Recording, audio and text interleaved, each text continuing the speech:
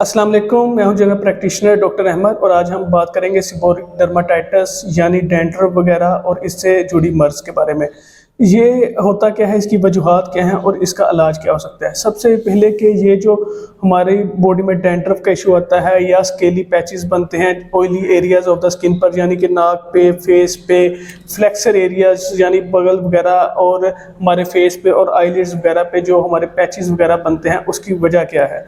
ये मेनली हमारी जिस्म का एक ऑटोइम्यून कह रहे हैं या इन्फ्लेमेटरी रिस्पॉन्स है फंगल को, फंजाई इन्फेक्शन यानी जो फंगल में है मेलासीजिया स्पीशीज़ है, उसको हमारी बॉडी जो रिस्पॉन्स कर रही होती है उसकी वजह से ये पैचेस वगैरह या डैंड्रफ वगैरह का इशू आ रहा होता है। ये मेनली कौन सी एरियाज़ को इन्वॉल्व कर रहा होता है, उसमें सबसे इंपॉर्टेंट है ऑयली एरियाज़, जहाँ पे ऑयल प्रोडक्शन हमारी बॉडी में, जैसे कि हम जानते हैं फेस पे ऑयल प्रोडक्शन होती है, नाक वाले एरिया पे इन चीज़ों को ज़्यादा मुतासर करता है और हमारे जो हेयरी एरियाज़ हैं वहाँ पे डैंड्रफ वगैरह का इशू आ रहा होता है। ये मेनली येलोइश या रेडिश स्केली पैचेस टाइप बनते हैं जो जब डॉक्टर के पास जाते हैं तो वो मेनली इसका जब मुआयना करते हैं तो इस डिज़ीज़ को आइडेंटिफाई कर लेते हैं।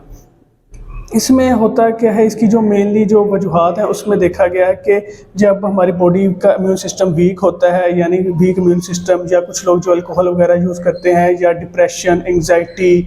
या हमारी बॉडी जब किसी स्ट्रेसफुल कंडीशन से रिकवर कर रही होती है तो तब ये बहुत ज़्यादा ये मसला आता है जिसमें डैंड्रफ का इशू बहुत ज़्यादा होता है और ये स्किन पैचेस वगैरह बन जाते हैं।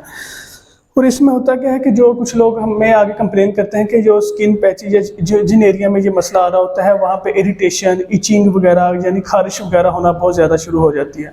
इसके जब हम कहते हैं कि जब डॉक्टर से वो रब्ता करते हैं तो डॉक्टर्स मेनली मुआयना करके ही इसका इलाज शुरू करवा देते हैं।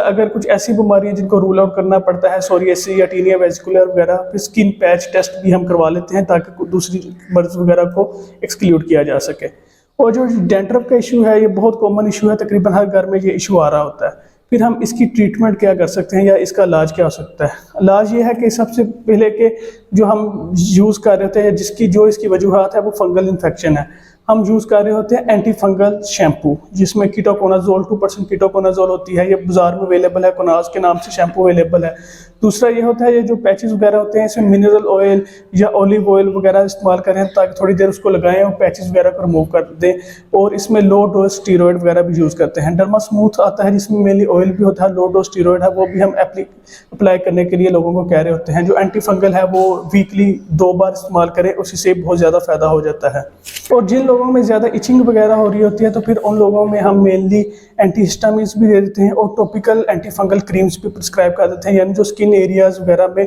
ये मसला आ रहा होता है। फिर हम जो उनको एडवाइस कर रहे होते हैं कि अपनी जिन एरिया पे ये मसला है उसको वॉश रखें, मतलब कि अपनी स्किन, फेस वगैरह या जिन एरिया पे ये पैचेस वगैरह बने हैं उसे वॉश करें, उसमें टॉपिकल क्रीम्स वगैरह यूज़ करें और इसी से ये मसला हल हो सकता है। ये कोई ऐसी बड़ी बीमारी नहीं है, ये सिर्फ एक रिएक्शनरी रिस्पॉन्स है फंगस को जो आसानी से ठीक हो जाता है। मसला सब में ये आता है कि जो डैंड्रफ वगैरह की ट्रीटमेंट देते हैं तो पेशेंट ठीक हो जाते हैं और उसके बाद फिर ये मसला रहता है। ये एक कह सकें कि ये अगर कहें कि मुकम्मल तौर पर ठीक हो जाए तो ये बहुत मुश्किल बात होती है। इसका ये हमारी बॉडी एक बार रिस्पॉन्स करना शुरू कर दे तो वो हर बार ये मसला आ रहा होता है, बार बार डैंड्रफ का इशू आता रहता है। इसलिए यह है कि आप उसकी प्रॉपर ट्रीटमेंट लेते रहें या एंटी फंगल शैम्पू यूज़ करें तो उसी से ही बहुत ज़्यादा बेहतर हो जाता है।